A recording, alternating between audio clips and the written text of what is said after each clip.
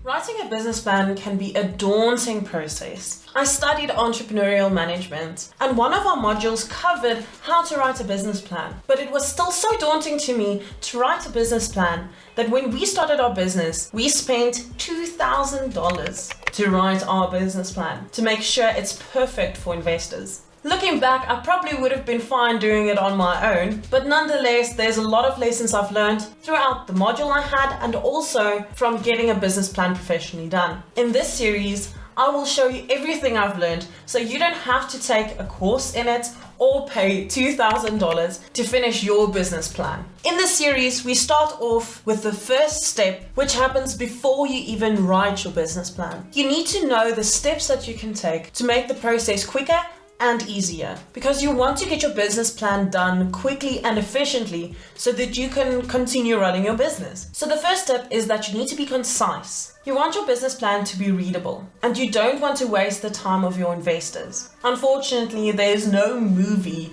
that your investor can watch instead of reading your business plan. Also, you have to remember that a business plan is a living document that you need to update as you run your business. It's not only used to acquire capital, but also as a tool to run and grow your business. Therefore, if your document is more concise, it's easier to edit on the go. Second is, before you start writing your business plan, you need to know your audience. This will dictate the jargon that you can use in your document. Is it for an investor? Is it for a bank? Or is it for yourself and the operations of the business? In general, you want to keep the language simple. For this, you will have to use Ajataf. Avoid jargon and acronyms that aren't familiar. Next, you want to test your business idea. You can test the viability of your company through a business model canvas, which is a one-page pitch. No, not a one-page pitch. A one-page pitch. You want to get feedback and test elements. This you can do through asking a mentor of yours,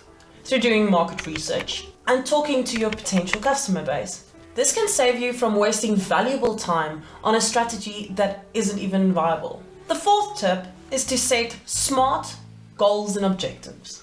So SMART stands for specific, measurable, achievable, relevant, and time-bound.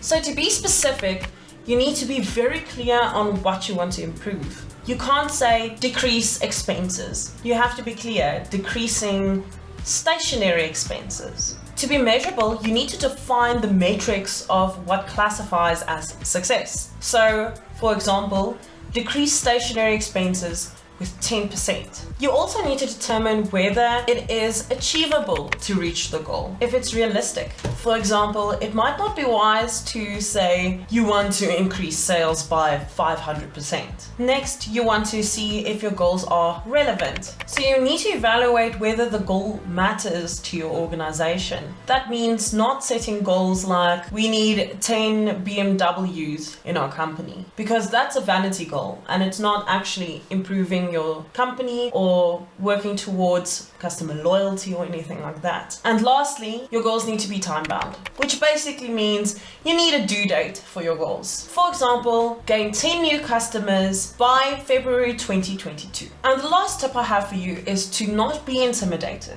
Did you know that the majority of entrepreneurs are not business experts with no MBAs or accounting degrees? Most entrepreneurs learn as they go. What's important for you is to know your business, your set of expertise. Maybe you're a hairstylist. It's important for you to know and understand how to color hair, cut hair, and all of that. Or maybe you're a real estate agent. You need to know what's the ins and outs of the industry, what's the projections for the future. But the business side of things you can figure out as you go with the help of YouTube, a mentor, etc. I would recommend that you start with a business model canvas before starting your business plan, as this is like a one-pager of your business plan, and it will help guide you throughout the process of writing your business plan.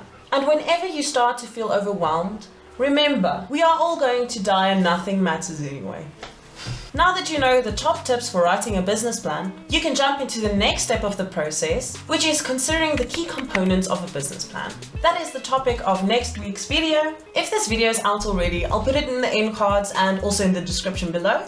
But if not, Wait until next week and make sure to hit that subscribe button and the bell so you get a notification when this video comes out. Also, if you would like to get a head start and start planning your business model canvas, there's a free template in the description bar below. But that's all from me. Bye! Now this is what I call business casual. Okay. Anyway.